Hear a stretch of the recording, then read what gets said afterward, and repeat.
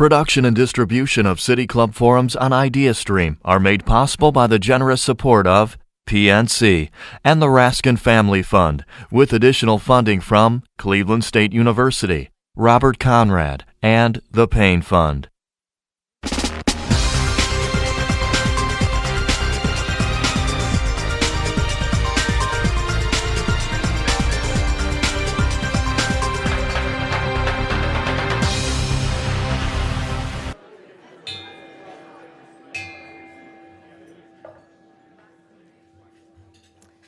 Good afternoon, and welcome to the City Club of Cleveland. I'm Betty Sutton. I'm the administrator of the St. Lawrence Seaway Development Corporation, and it's my pleasure to introduce to you today's speaker, the commander of the U.S. Coast Guard 9th District, Rear Admiral June E. Ryan. Today marks the City Club's 4th annual State of the Great Lakes Address. This annual forum began in 2012 as an effort by the City Club to focus our collective attention on our magnificent Great Lakes, arguably the most important natural resource of our region. Containing 1/5 of the world's fresh water, some 6 quadrillion gallons that reach our shore less than a mile from where I stand right now. Now, last year I had the honor of delivering this address. Today that honor belongs to Rear Admiral Ryan, the first woman to command the 9th District of the U.S. Coast Guard. She assumed her duties in June of 2015 and is responsible for all Coast Guard activities on the Great Lakes and the St. Lawrence Seaway, an area that encompasses 8 states, a 1,500-mile international border, a workforce of more than 6,000 Coast Guard active duty, reserve, civilian, and auxiliary men and women. The U.S. Coast Guard is the only military organization within the Department of Homeland Security that is charged with protecting not only the marine transportation system and infrastructure, but also our natural and economic resources and the territorial integrity of our nation from both internal and external threats, natural and man-made.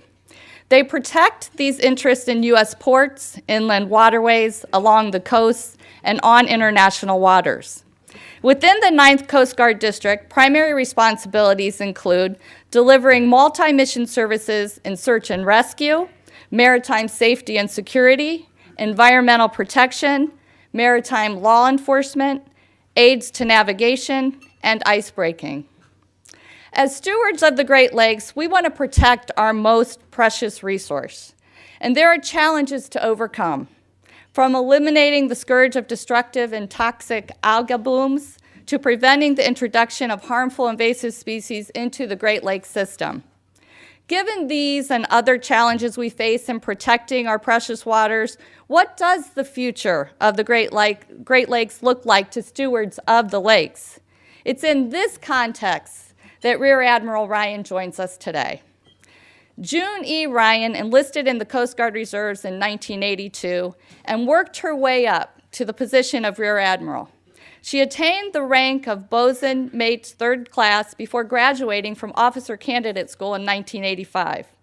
Rear Admiral Ryan's staff tours include assignments as the senior instructor of the Maritime Law Enforcement School, 4 tours in the Coast Guard headquarters, 2 tours in the Coast Guard Pacific area, including Pacific Area Chief of Staff.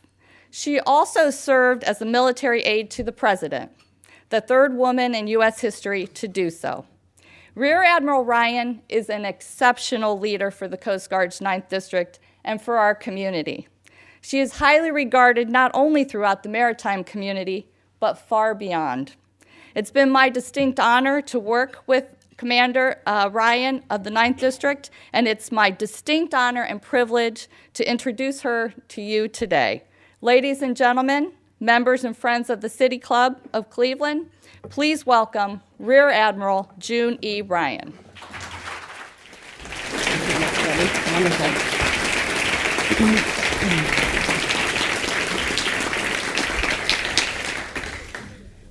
Well, thank you, and good afternoon to the City Club. Thank you so much, Betty, for that wonderful introduction. She and I just met each other a year ago, but I think we're somewhere past sisters, I think, in a different life. So What a tremendous honor to have you introduce me today. And thank you also for the audience who took some time out today to learn a little bit more about the Great Lakes and the challenges that we have, but also the opportunities that we have, as well as those that I believe are listening by radio and other media. So on behalf of Cleveland's hometown military organization, it's a very special honor to be here. I am pleased to follow Betty Sutton, as she said last year, in this fourth state of the Great Lakes. So as this annual forum is titled State of the Great Lakes, if I had to characterize the state of the Great Lakes, I would say it is strong and vibrant. I base this on my vantage point as a 9th District Commander as I lead the men and women who choose to serve their country in this very unique and special way. But these leaders of the lakes will be the first to tell you that they do not do it alone. We cannot do it alone. We cannot keep these Great Lakes great without the help of many of you in this room, without the help of our federal, tribal, state, provincial, and local agency partners. We cannot keep the Great Lakes great without the maritime industry, the nonprofit organizations, and the greater maritime communities, and of course the citizens of not one, but 2 countries. If I looked at the Great Lakes, or you looked at the Great Lakes from space, you would see it more of a beehive of activity. All of us, each of us, have a special part in protecting and sustaining this binational treasure. Some of you, or maybe even many of you, have heard the 70-80-90 rule. 70% of the world's surface is covered by water. 80% of the world's population lives near that water. And an incredible 90% of commodities that you and I have in our homes ply the global supply chain on the ocean's waters and on the globe. We rely on these interconnected rivers, lakes, and coastal waterways to move cargo that feeds us, to move cargo that supplies us with energy, and to move cargo that connects us with this global supply chain that drives our economy. We use these same waters to recreate on, and in our region here, we use these lakes as a source of drinking water for hundreds of thousands of people. These lakes mean many different things to many different and diverse users. And in full recognition of the importance and value of our system of this interconnected waterway and these maritime interests, the Coast Guard is charged with ensuring the maritime safety, security, and stewardship of our nation's waters. And I'm proud to be the 9th District Commander and lead the dedicated active duty, reserve, civil servant, and auxiliary members that work very hard on that safety, security, and stewardship of our Great Lakes. The Coast Guard's ability to conduct distinct and interrelated maritime functions, coupled with its broad authorities, give the service this multi-mission character. Its strength is boundless to our nation. We are first, as many of you know, we're first responders. We're like the ambulance on the water, as my daughter would tell you. We're the regulators. We're the enforcers of our laws and treaties. We are the protectors of our natural resources. We are facilitators of transportation and trade. We conduct humanitarian missions and operations both here and abroad, and we are at all times one of the 5 armed services. One of the more recognizable and rewarding safety missions that you see is, of course, our search and rescue.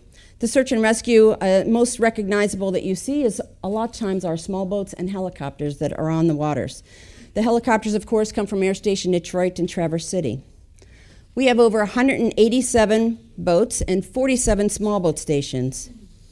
But behind every small boat and behind every helicopter that's launched are dozens of folks behind the scenes. They stand the watch 7/24 in our command centers, at our vessel traffic centers, at our sectors, and at our districts. So let me just give you one example. We worked a search and rescue case where there was a missing 71-year-old man. We found his boat. Unfortunately, he was not in the boat. He obviously had fallen overboard. So we relied on the local dive teams to bring in their side scan sonar to try and provide resolution to the family. And unfortunately, we weren't able to do that. And that happens a lot in many of our cases. But I will tell you, after we had to suspend that case, I got a call from the family. And the family said, you know, Petty Officer, and I'll call her first name, Emily, She said, talking to Emily, who was in our command center, was like getting a hug over the phone every time she called us. And you know, that's just something you can't teach at any school. But that really speaks to the quality of people that serve your Coast Guard, that are your guardians of the Great Lakes every day. 7 by 24. These guardians saved 587 lives last year, assisted over 7,000 people, and saved more than $12 million in property. Our search and rescue efforts have been really efficient and have benefited from many recent advances that some of you may know about. For example, Rescue 21. We now have a direction finder on a lot of our towers. So, for example, if the table over here were to have a rescue call for us, right? A lot of times we have towers that are around the perimeter of the room. And your Mayday call might hit off of this tower and might hit off of a tower where I am. And where those two lines of position cross, we now know where you are. And that really takes the search out of search and rescue. And that's just one of the technologies. We also have new boats that go over 45 knots along with our helicopters.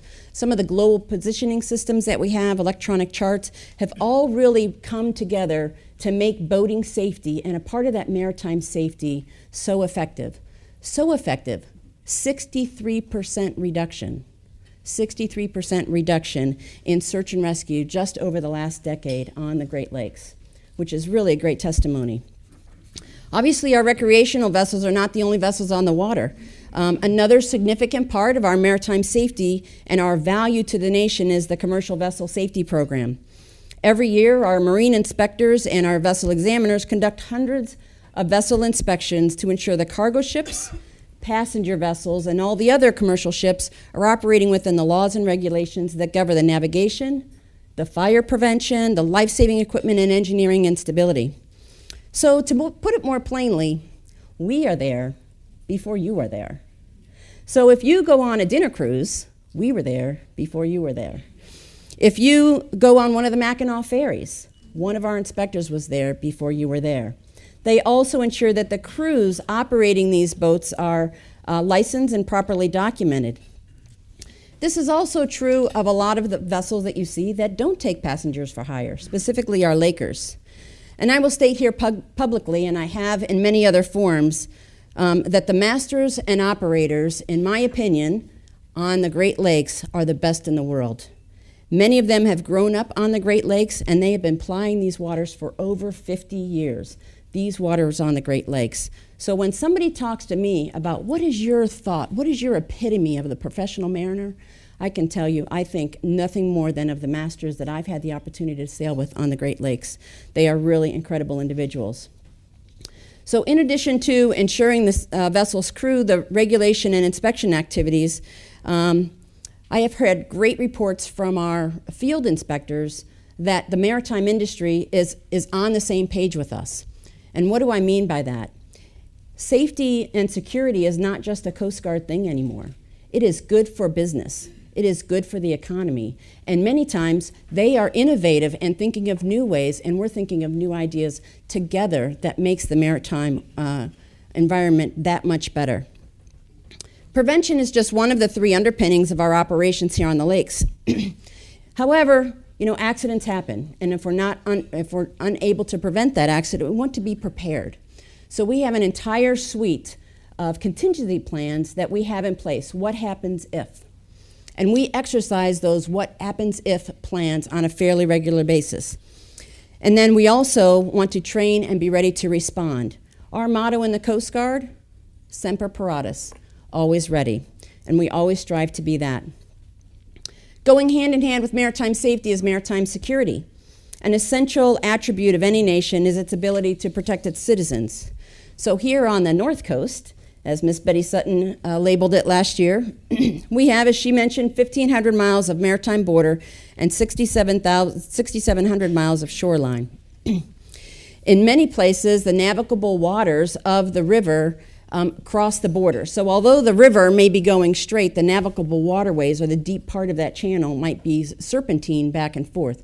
So a vessel coming in the seaway and plying the waters on the Great Lakes may cross the international border 27 different times.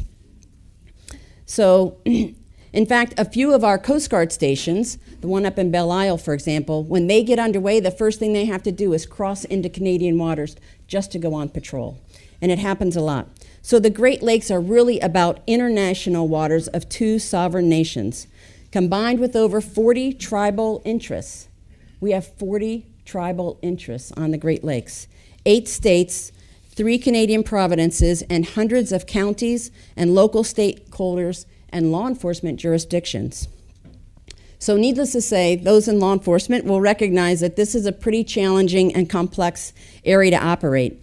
But we remain vigilant as we work closely with our Canadian, federal, tribal, state, and local law enforcement officials and intelligence.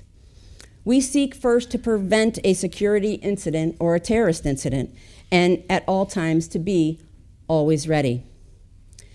As we prepare to respond to any consequence, whether that's man-made or man-made or a natural disaster, the maritime sector comes together with us. Our field commanders are head of the Federal Maritime Security Coordinators. They are designated as the coordinators, and they head up the Federal Maritime Area Committees. Those area committees are responsible for preventing the security incident from ever happening. In our law enforcement program, as I mentioned already, we crossed the international border several times. So we employed the Shipwrighter program across the Great Lakes. Shipwrighter is really where the Royal Canadian Mounted Police, RCMP, who is their law enforcement arm, and the Coast Guard match up. Now what we don't do is we don't have 2 different boats out on the water. One of the RCMP folks will ride our boats, or we will ride an RCMP boat, and we go out on the same boat, on the same patrol. What does that mean? If we have a boat that tries to cross the water and flee and use that boundary, that international boundary, to hide behind, it doesn't matter where they go, because now we have both countries on one boat. If that boat is in U.S. waters and tries to flee to Canada, the RCMP agent on board takes control and enforces all of their laws that are applicable to that particular incident or that particular vessel. If it's on the Canadian side and they try to go over and flee into the U.S. side, the U.S. Coast Guard will take and apply all of our applicable laws. And so it really has become this seamless security strength within our 2 nations. And it can no longer be exploited. Another U.S. security component is the joint initial verification exams that we conduct with Transport Canada, another agency in Canada. So as the saltwater vessels come into the seaway, we want to make sure that those vessels have the security mechanisms to be able to know who's on their boat, access control, and monitoring. We also have those same levels of regimes here in the U.S. So every vessel has to have a security regime, and every facility on the water has to have a security regime. They have to know who's coming in and coming off of their facility, and vessels have to know who's coming in and off of theirs. Now, I really can't talk about maritime security in Cleveland without the big elephant in the room. In 5 weeks, we're going to see the Republican National Convention here. And so what we really wanted to describe here is we are obviously in partner with all of our federal, local agencies, and you'll really see this come together. Our sector in Buffalo has been working over 8 months with all of the other agencies, of course Secret Service being in the lead as the national security event unfolds. And so we will meet with all of those folks. Our part, of course, will be the maritime security on the water. So what will that mean? I would say if you take nothing else home today, other than a full belly from lunch, the waterways in Cleveland are open. The waterways in Cleveland are open. We will, to the greatest extent possible, keep the waterways of Cleveland open. We have manufacturers up the Cuyahoga River that need that raw material. We have folks who want to recreate on the water. Maybe folks are visiting and they want to recreate on the water. So we will do that to the extent. What does that mean? We may have to temporarily close a waterway or a water access when a VIP or somebody whose Secret Service has what I would call the bubble, right? So as the bubble travels around Cleveland, you're going to see, roads stopped perhaps during that time that they transit. If that bubble happens to touch the waterway, we will temporarily suspend those operations or close that waterway until the bubble departs, and then the waterways will be back open. So I just really wanted to let you know what our role is. We're not doing it alone.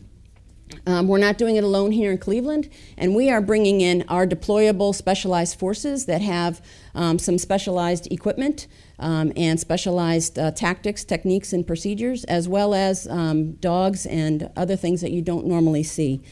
So we are full up round as it relates to the Republican National Convention. So in addition to our security and safety regime, we also really embrace our stewardship responsibilities. Some of the key facts of the Great Lakes: our system is shared, it is seasonal, and it is sensitive. And we embrace that stewardship responsibility with great vigor. So when us, along with many of our counterparts, one of the first things we do is we mark all of the channels that we talked about. We mark that serpentine river with all of the buoy systems. In cold weather, we actually pull over 1,200 buoys every single year and put 1,200 buoys back every single spring. And then we put some hardened buoys for the ice season. When the winter season really sets in upon us, of course, we, along with our Canadian counterparts, deploy the icebreakers that keep the critical waterways open that move over $2 billion of commerce during that winter.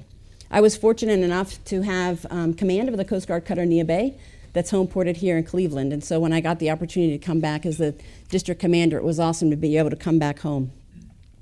One of the greatest legends in both buoy tending and in ice breaking, I have to tell you, is here today, and it's Captain John Little. He's my chief of staff, who will retire after 29 years of service to his nation, and over 10 of it has been here in District 9, and it's been a great...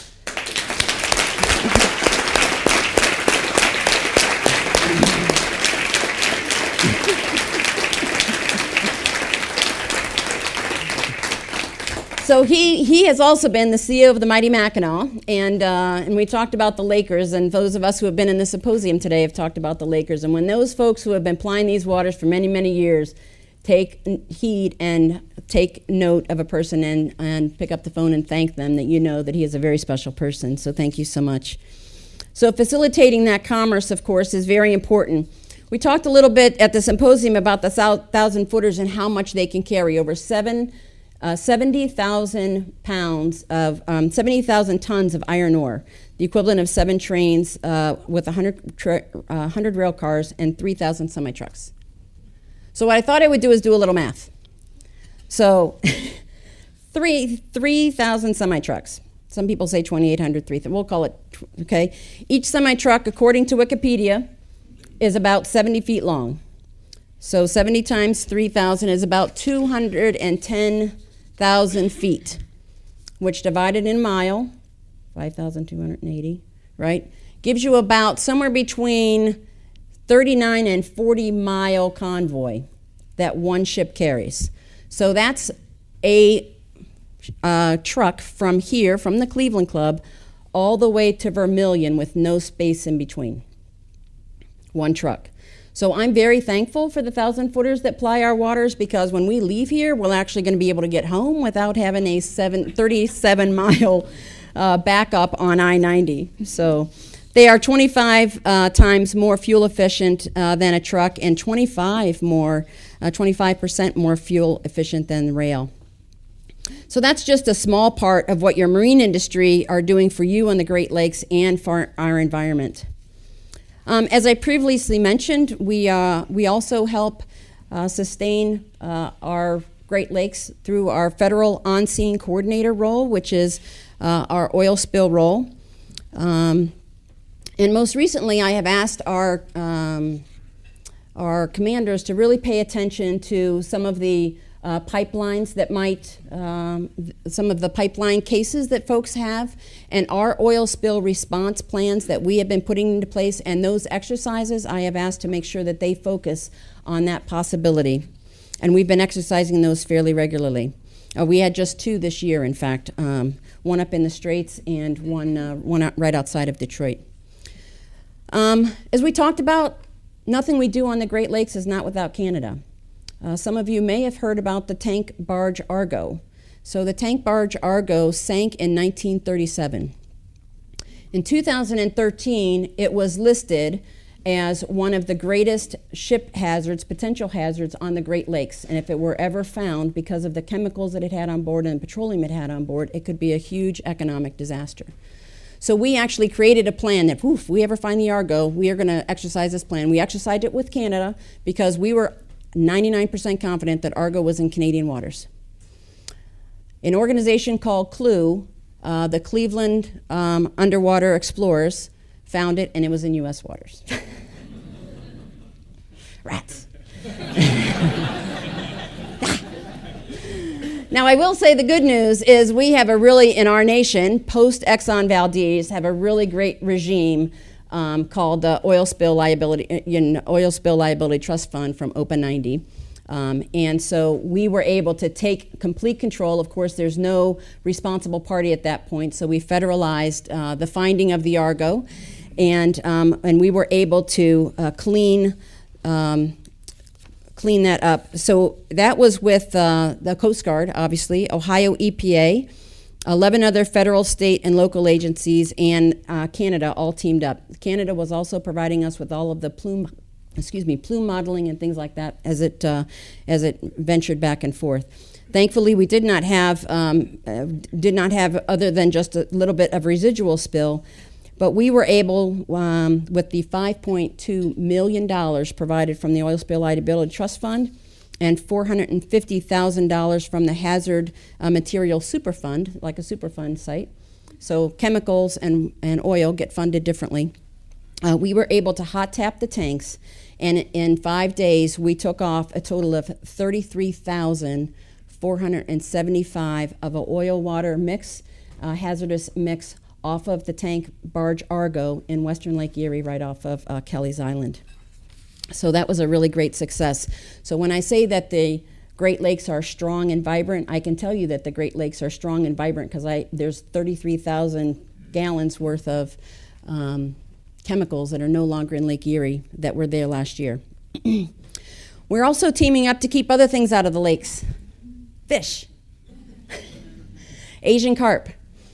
We don't have the lead for Asian carp. As you know, the Army Corps of Engineers is working on that problem set, and they have barriers and other things.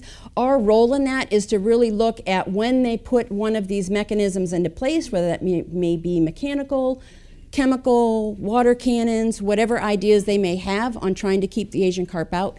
How does that affect the boating public? How is that going to affect the maritime commerce and our ability to connect to that global supply chain that we say is so important to drive our economy?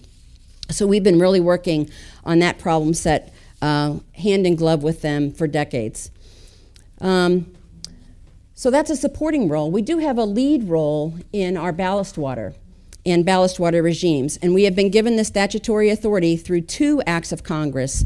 The Coast Guard has been promulgated regulations designed to prevent the introduction and the spread of aquatic nuisance species in the waters of the United States through ballast water exchange. And so we've been working on that. Betty Sutton last year talked about since 2006 there has not been a new aquatic nuisance species introduced into the Great Lakes via ballast water, and I can tell you that this year that record continues. A lot of that is because of the regime that we have in place. So as a laker comes in, they are required to exchange their freshwater ballast that they may have gotten when they were in a foreign country and take on saltwater ballast, because usually what happens if you put a freshwater organism into saltwater, it usually dies. And so what we do is as it comes through the seaway, we do an inspection on every single one of those ballast tanks and make sure that there is that they have done that exchange. And we have had 100% compliance, and I'm looking for my totals here. So we have done 8,361 ballast tanks were assessed during the 455 transits coming into the seaway and into the Great Lakes, and we have had 100% compliance. Occasionally, somebody comes in and they have not exchanged their ballast water. Well, then what do? Well, we tell them two things. Either you go back out and you exchange your ballast water. That's a heck of a run if you're already in Montreal to go all the way back. Or we lock down their tanks, and they are prohibited from exchanging any ballast water while they're in the system. And a lot of those vessels are able to do that. They don't need that ballast water exchanged like some of the Lakers do. And so we lock that in. And we write them a letter and say that you can't exchange your ballast water. We trust but verify. Because when they come back out, after perhaps picking up grain from Duluth, and they come back out, we then go back and we make sure that the salinity and the volume of the ballast water that they had coming in is the same salinity and volume of ballast water that they have on the way back out. And so through that regime, we have had no new invasive species coming into the Great Lakes. Another really great success. So as I stated, the Coast Guard's ability to conduct these distinct, but as you can see, very interrelated responsibilities and missions is really our core focus and our core strength, and it's what we bring to the nation. The programs and standards that I've described are meant to be the first and foremost and to prevent an accident. Preventing is always what we strive for. And if an incident does occur, as I talked about, we first prepare and exercise, and then, of course, we remain always ready to respond when we need to. The state of the Great Lakes are strong and vibrant. They're a strong environment because of our working relationship with the maritime industry and the professionals who make their living on the waters for decades. They are strong and vibrant because of our working relationships with the larger marine community, nonprofit organizations, yacht clubs, boaters, that dedicate their lives to the safety and stewardship of the water. They are strong because of our working relationship with the Canadian counterparts, whether that be the law enforcement, Transport Canada, search and rescue, or oil spills. They are strong because of our partnerships with the federal, state, tribal, and local organizations, and even our fire and police agencies that help us with search and rescue. The Great Lakes are strong because of the selfless, dedicated, patriotic servants who serve this nation and the Coast Guard in a life jacket, sometimes in greasy coveralls, and sometimes in a suit in the federal building. They, of course, serve not for the money and certainly not for the glory, but they serve each of you. And I have giants like Captain John Little that I talked about that are part of that 6,000 folks. His predecessors, the commanding officers and officers in charges of the stations and shore units that answer the call to save a life or to work a buoy. If you haven't seen like dirtiest jobs working a buoy, that's like something you might want to YouTube, because that is a really tough job with lots of bird, shall we say, excrement. That is a tough job, but they love doing it, and they take great pride in pulling a dirty buoy on deck and putting a clean one back. And it's great because of the working crews that conduct the ice-breaking missions and the law enforcement missions, and those unsung heroes like Emily, who sit in a little, 20 by 20 room with no windows for 12 hours and do nothing but wait for the radio to sound off, that we can then start launching our assets and making them go. We also are very proud of our volunteers, our Coast Guard auxiliaries. I've had the great honor to recognize some of them with a 30-year certificate. They've been volunteering in that organization for 30 years, and some of them 40. And recently I had, this past year, 3 of them, 50 years. One of them was a World War II veteran, has been serving as a volunteer. So they definitely don't do it for the money at all. But these are your guardians, and they keep the Great Lakes great. But together, we have to ensure that we have the safety, security, and stewardship of our national treasure. And that, for me, is the state of your Great Lakes. Thank you.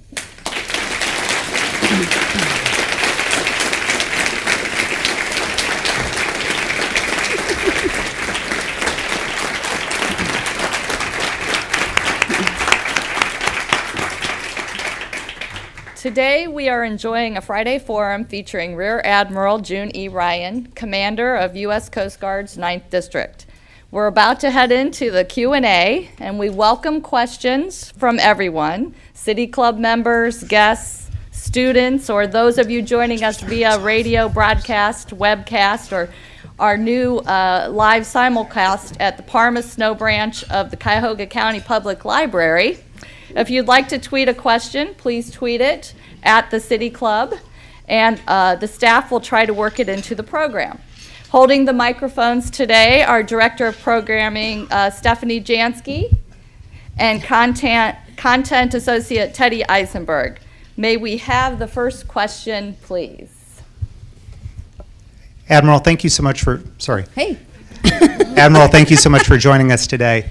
There's a popular narrative in the media here in Northeast Ohio that one federal agency in the area is not doing everything it can to protect our Great Lakes. If you would believe the press, the U.S. Army Corps of Engineers is actively trying to poison us by dumping Cuyahoga River dredging material into the open lake. They are trying to do everything they can to get Asian carp up the Illinois River into the Chicago River and into the Great Lakes.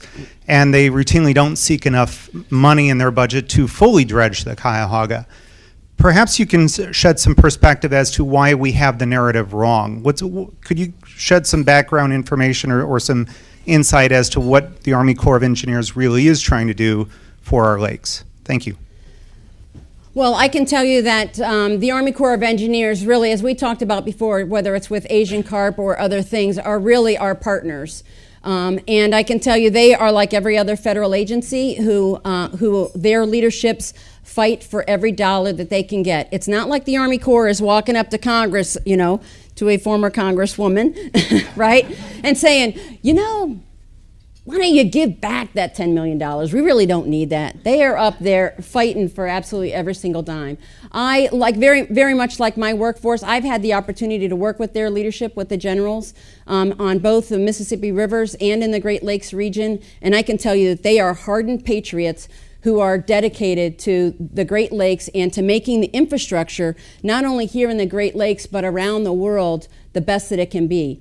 One of the things, as you know, they're also working on is the Sioux locks, and they're working to revise some of their earlier calculations, and I think hopefully, where's Jim Weekly? I hope in my lifetime that we would see potentially a new Sioux lock. But I can tell you they are not up there not asking for money, and they are not up there to poison. They are just as dedicated. They live in the Great Lakes just like we live in the Great Lakes. It's completely incongruent to think that they would poison the same drinking water that they are drinking from. That would be my perspective. Yes, as a kind of a follow-up question, can you explain the difference in jurisdiction of the Corps of Engineers and the Coast Guard over navigable waters? Well, some of that is very overlapping. What I would say is we work hand in hand. Specifically, it's probably the easiest to describe whenever a hurricane comes through. So what we do, one of the first things we have to do if we have a hurricane or a big storm event or a flood, the first thing we have to do is get commerce moving again. Some of the best way to get the most amount of rescue equipment and first aid is via the water system. Well, we can't do that. The Army Corps does that. So they go through and make sure, are there any anomalies? Are there any bumps that have come, and they try to dredge those out. Once they've dredged those out, we have our buoy tenders that go back and start marking the channel. So it's kind of like above the water, below the water as it relates to those waterways. Somewhat in the same vein, I am a boater. And I see the Ohio Department of Natural Resources, people on the water, City of Cleveland Police Department on the water. And would you sort of explain what the multiple jurisdictions are and how they work? And also the Coast Guard Auxiliary, what do they do? Absolutely. So I'll start with the latter. The Coast Guard Auxiliary is really our boating safety arm. And as I talked about, we have the Coast Guard Auxiliary here puts on, first and foremost, what they do is a lot of boating safety classes. That's where most people recognize and interface with the Coast Guard Auxiliary. A lot of folks will take the Coast Guard Auxiliary classes because it lowers their insurance rates on their boats. But they also do many, many other things. They do public outreach. They do what they call courtesy vessel marine exams. So they will come aboard. So if they're at a boat launch, for example, they will come aboard and make sure and check that you have your, you've probably been one. They've checked the life-saving equipment. Do you have enough life jackets? Do you have enough flares, whistles, those kind of things. And then they'll let you know, if you got caught, if you got stopped by the Coast Guard or you got stopped by another law enforcement agency, they would probably see that you are decrement in these areas. And so that's really, so they are really the volunteer piece to our Coast Guard. On the active duty side, we, of course, if we stop a boater and we have, for example, a hazardous situation, say boating while intoxicated, right? Not that we ever have folks who drink and drive, but say we did. Maybe on Kelly's Island or someplace. What we would then do is we have the law enforcement authority to take that boater off the water. And then what we do is partner, because they're not going to come back to the Coast Guard station. We do not have a place to process them. And then we partner usually with the local county or local sheriff that then will take that boater who has done whatever that violation might have been. The other agencies have their own jurisdiction, so the state agencies, just like you would see a state patrolman might be coming down your neighborhood just as much as your local city police department, and they have those jurisdictions, and some of them overlap. So that's really the relationship between those agencies. It is pretty complex. The law enforcement piece on the Great Lakes and the overlaps, and then you throw in the international piece, it's a pretty complex matrices. Admiral Ryan, thanks for your kind words today. Absolutely. Quick comment and then a question. So my name's Chris Winslow. I'm interim director for the Ohio Sea Grant Program, so a NOAA federally funded program, but also Ohio State University's Stone Lab. And both of the missions of those programs are research, education, and outreach. And I want to ask kind of a question along the research line. Is there anything that we can be doing? Actually, first I should do the comment before I take in the. Yeah. We get our vessels inspected that we have in our fleet by the Coast Guard all the time, and it's a fantastic group to work with, and thank you for your support. Great.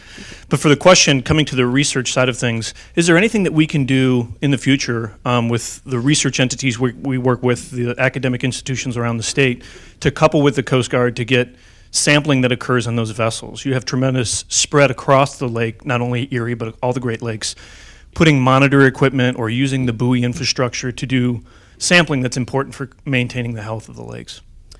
Well, I can be happy to talk to you offline about those things, but we certainly partner, whether it's via project or sometimes with agencies. So we put out, for example, the NOAA buoys, and a lot of times those NOAA buoys have some of those sensors on board, and we are the ones that actually maintain. We pull those buoys when we need to, whenever the ice is coming out. But occasionally we do partner with other agencies if there's a need for somebody to go out. And we have the vessel that's available if they're out already on training and it's not costing anything other than that opportunity. We would probably do that. I know we've done it in the past. Mm-hmm. Admiral, a number of years ago, the states and provinces bordering the Great Lakes entered into the Great Lakes Compact, supposedly to prevent diversion of Great Lakes waters outside of the Great Lakes watershed. We all know that there are certain states in the southwest of this country that would be delighted to be at the receiving end of a pipeline from the Great Lakes. We see the city of Waukesha in Wisconsin, which is outside of the Great Lakes watershed, having made application, and for some inexplicable reason, none of the governors of any of the states have opposed that request, which any of them could and veto it immediately. So my question is, number one, does the Coast Guard have any role in arriving at the recommendation as to what to do with the Waukesha application? And if they do, where are we? Okay, I am not aware of any role that we have on the Waukesha. I will say to the broader Great Lakes Compact, we do have now the Great Lakes and Premier's Governors Council that meets periodically. They have signed some water sharing agreements that are pretty restrictive, and I'd be guessing if I quoted it exactly, but we're very active in some of that divergence. We have looked at some of the other issues as it relates to water levels. And there's been some dialogue and some discussion between some of the environmentalists and other users. As I talked about, this is a great treasure, but we also have very diverse users. And so for one use, they want the water levels very low. For other users, for the Lakers, they would want the water levels very high. And so we are absolutely in those discussions and those dialogues as it relates both in a instant, say they need to raise the water levels for a certain reason over 2 or 3 weeks, or if it looks like it's more of a long-term, we're going to enter into this agreement, we are 100% at the table anytime those dialogues are going on. But I don't know of anything that we're doing on the Waukesha piece.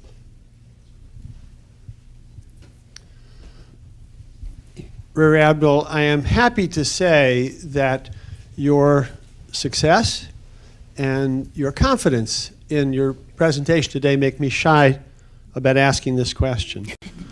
Okay. But I'm going to do it anyway. That's good.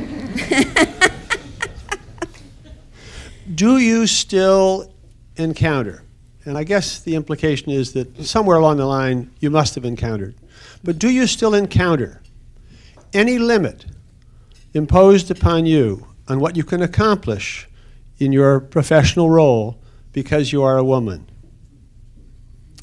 Interesting. I will say in my current position, no, because I'm the Admiral.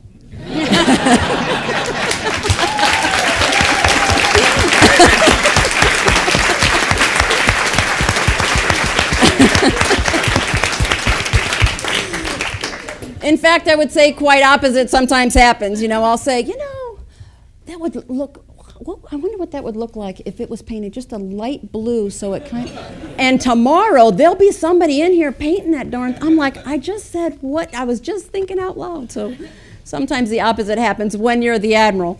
Have I had some challenges? Absolutely. I think any working woman in this audience could probably give 1 or 2 or 3 or 10 examples of where they've encountered some difficult individuals. But you know what? That's what you kind of power through. What I always try to do is throughout my career, and I'm teaching this to my 14-year-old daughter, no matter where you go and no matter what you do, you are going to have jerks. And so I recommend that she really work on how to deal with her jerks. Elevate your skills and how you can transcend those kind of folks. And so I think I have done that fairly successfully. I've been very fortunate to actually have the opportunity when somebody has challenged me to either prove them wrong via my professionalism, prove them wrong via my skills, or prove them wrong with my wit. And so that's probably the tools that I've used throughout my career. It's interesting that you asked that. We talked about many historical firsts just recently, obviously with former Secretary Clinton being the first nominee of a major party. I had the opportunity, she had mentioned that I was the military aide to the president. That happened to be under the Clinton administration, the last year of his first administration and first year of his second administration. And so it's kind of interesting, but as I look around, there's a lot of historical firsts. Betty, are you the first woman of the Seaway? No, not the first of that. Oh, so she has many firsts in her past, and I've had many firsts in mine, and I consider it a great honor and a privilege to have that. I will be leaving this weekend, actually, going to the Joint Women's Leadership Symposium in Washington, D.C., where there will be 700 military ladies at a symposium to talk about women in the military. And there are 3 different countries who are coming as well, to include Australia and South Korea, who are going to be there, who want to learn from us. Because some of those countries are still very restrictive in what they can do. They can only be clerics. They can only be journalists. And we are not that. I can be a ship captain. I can, jump out of helicopters. We have no restrictions whatsoever. And so they're here to learn about what we do. So occasionally, it's always good to go back and re-baseline and say, wow, we got it pretty good. And so that's been great. Thank you for asking that question. Thank you for coming. I worked for the City of Cleveland for 35 years in the engineering department. And I have two questions. First is a yes or no. The second I'd like you to elaborate on. And our department was responsible for the lift bridges over the river. And every once in a while, one of them would fail. And I know we would get calls from the Army Corps of Engineers to clear the channel.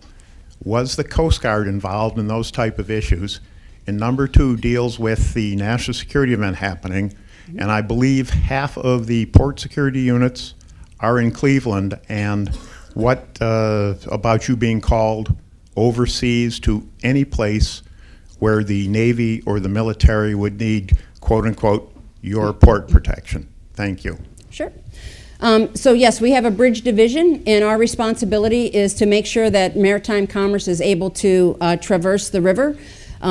Ships, particularly when they are in a small navigable water like the Cuyahoga, the crooked river, it's very hard for them to just pull over to the side. And so there is a priority, there is a national priority that the bridges be lifted. And so that's why there's a requirement that if for some reason there's a mechanical reason why a bridge can't be lifted, that they notify us immediately so we can then notify the ships that are coming in so that they don't get into some perilous condition. So yes, we do that. We do have a Port Security Unit 309. There's several of them around the country. There's 313, which is up in Washington State. There's 311, which is in California.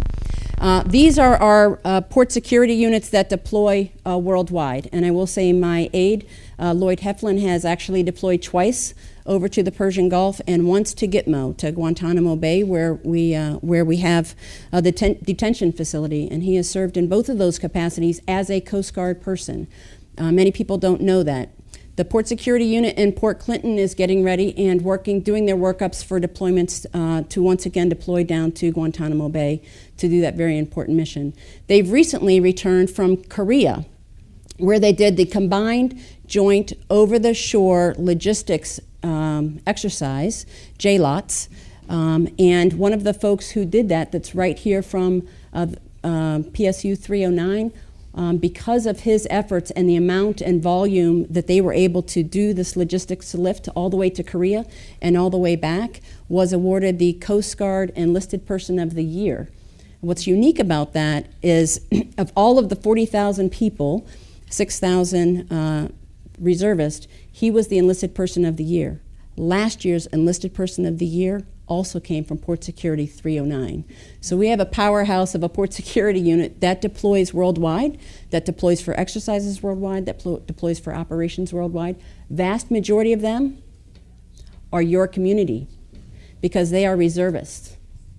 They are your fellow workers, they are your policemen, they are your firemen, and they deploy for 6 months or a year and then come back to your employment. So for all of the employers who are here, whether it be the Coast Guard Reserve or any other armed service, I would say thank you very much for your support of those people when they go to serve their country, and then the welcome home when they come back. Admiral, it's so great to have you here for this State of the Great Lakes presentation. So thank you first and foremost for that and for your service. Your career has spanned several decades, and well, just Thanks. There's a point to that. In 2001, the Coast Guard was sort of organized under the Department of Homeland Security, and prior to that, it was under the Department of Transportation, if I'm not mistaken. And then prior to that, under the Treasury. So how's it going? Very good. The question is really, is that the right place for it now 15 years later? And is it working, or is there a better way? You've seen two sides at any rate. Right. Well, that's a really great question, and one that I would say that I have a little bit of perspective on. I had the opportunity to work for the Department of Homeland Security. That was my first assignment when I was promoted to Admiral. I had the privilege of being the military advisor to Secretary Johnson. What I told folks there that I did, I was basically the plumber. So I put the Department of Homeland Security and the Department of Defense together. So when we needed a large DoD asset to help us do our mission, we plugged the two of those things together. Secretary Johnson, I cannot tell you, is more supportive than probably any secretary we've had. Admiral Thad Allen, when we first transitioned over, he said, "We're finally home." To give you some idea, which I thought was very telling. Why do I say that? I had the opportunity to work at the department, and what I see now is Customs and Border Protection, the U.S. Coast Guard, TSA, Secret Service. Secret Service now doesn't have to go to another department, because how chain of command in the federal government works, right? You go up through your secretary, across to their secretary, back down to their secretary, right? We don't have to do that anymore. And so they were under Treasury, of course. We were under Transportation. So every time they needed a small boat asset, if the president, for example, was staying in a hotel that's on the water, they need a little boat that's out there, right? Well, they'd have to go up and over and back down. And so now we don't have to do that anymore. It's very great. And I will say one more thing about Secretary Johnson. I'll put a little plug in for him. So how much does he support the Coast Guard? He has really supported our recapitalization of our boats, ships, and aircraft. He has said, if I were ever to advise somebody of an agency to join, I would have them join the Coast Guard. And you know what? He puts his money where its mouth is. His son is in the Coast Guard.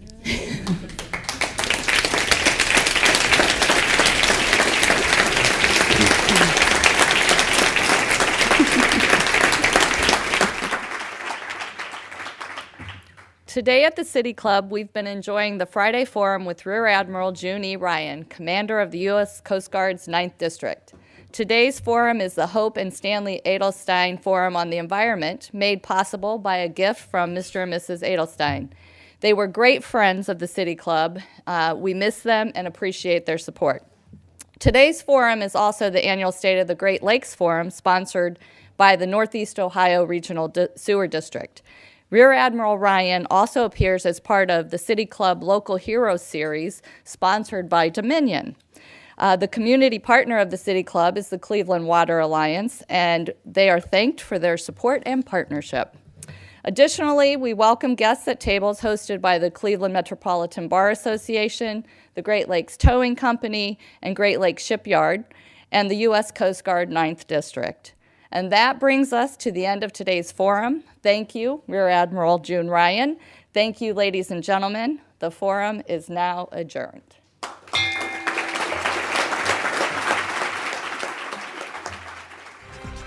For information on upcoming speakers or for podcasts of the City Club, go to cityclub.org.